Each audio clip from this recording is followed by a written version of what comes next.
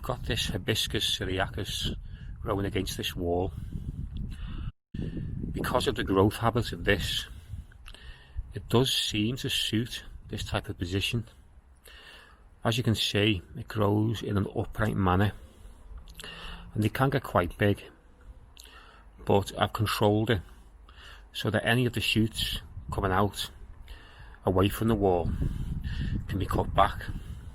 Flowers quite late on, around about the end of July through August, and it's constantly putting out new blooms.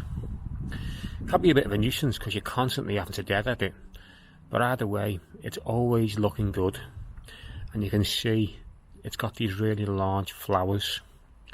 Earlier on the bees were all over this, they seem to be attracted to it as well, but it's a great little shrub.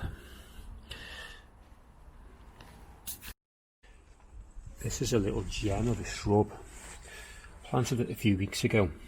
It's a barberry bush and it's called Tiny Gold.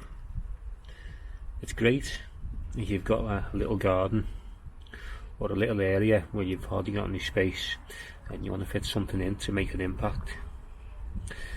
It's nothing but twigs come winter, but because it's so small you wouldn't even notice anyway. However, when it's in leaf you can spot it from a mile off, and it really does add colour to any part of the garden.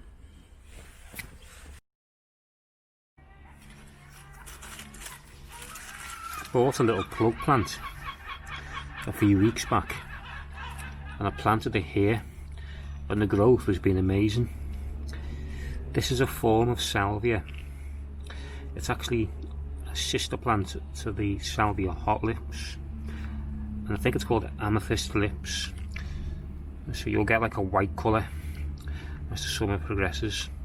Now it was only a tiny plug plant, but I've got a feeling that come next year this is going to be quite a spectacular looking plant. It'll grow to about 1 metre tall in the growth season, but these are hardy. It's like the hot lips, it'll survive the winter. But I've actually ordered a few of these plants because I think they're a great plant for the garden. They go on for months, and you could probably crush this to the ground and it would still come back with lots more flowers, just like the hot lips. This is another plant I put out a few weeks ago, only a little 1 litre pot, but it's really grown. It's a Salvia patent patio deep blue, and it doesn't get much bluer than this. These flowers have been coming out constantly. One annoying thing is they keep dropping them, but there's that many on them, there's always something to look at, and you can spot them from a mile off in the garden. Really different colour to what we're used to in this part of the world. Now this is only half hardy, and I think it's got the same hardiness as a dahlia, so people would tend to pull this out, keep it over winter so it doesn't get frosted, but I'm going to take my chances. I'm going to leave it in the ground, and because of the mild winters we get here, I'm hoping it's going to come back next year and give us a really good show of even more of these flowers. I can just see behind it there's Crocosmia there, Emily Mackenzie, just starting to put some buds out. There might be an interesting contrast with the orange flowers of that Emily Mackenzie Crocosmia against this colour blue.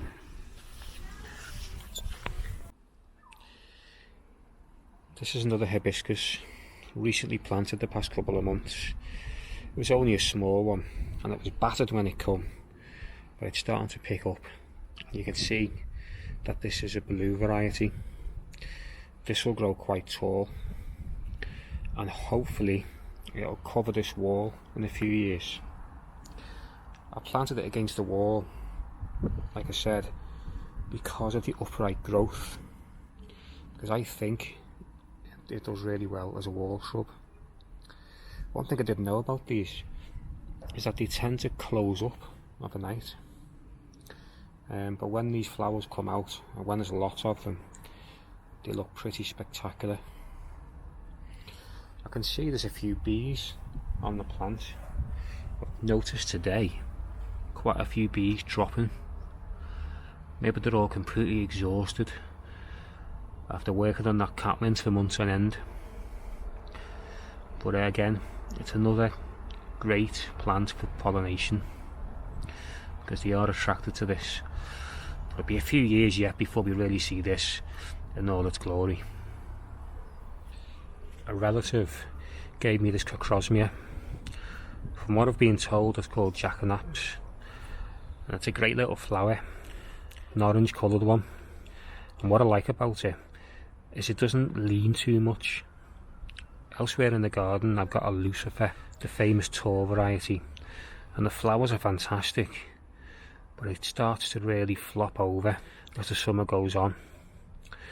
But this is a great little addition, and these Crocosmias are fantastic for late summer flowering. I've got another one elsewhere, Emily Mackenzie. That doesn't really get going until September, but when a lot of things have stopped going, these Crocosmias are great for colour. On the last video I didn't show you some of the plants that I've mentioned in this video, but there's some really good ones in August. Now this little border here was nothing a couple of years ago, and I'm gradually adding to it, trying to get a bit of colour all through the year, and it's really looking good now. Even when the flowers die back, when there's nothing flowering, these Hibiscus, some of the evergreen plants, will keep it looking interesting all through the winter. Thanks for watching, and don't forget to subscribe.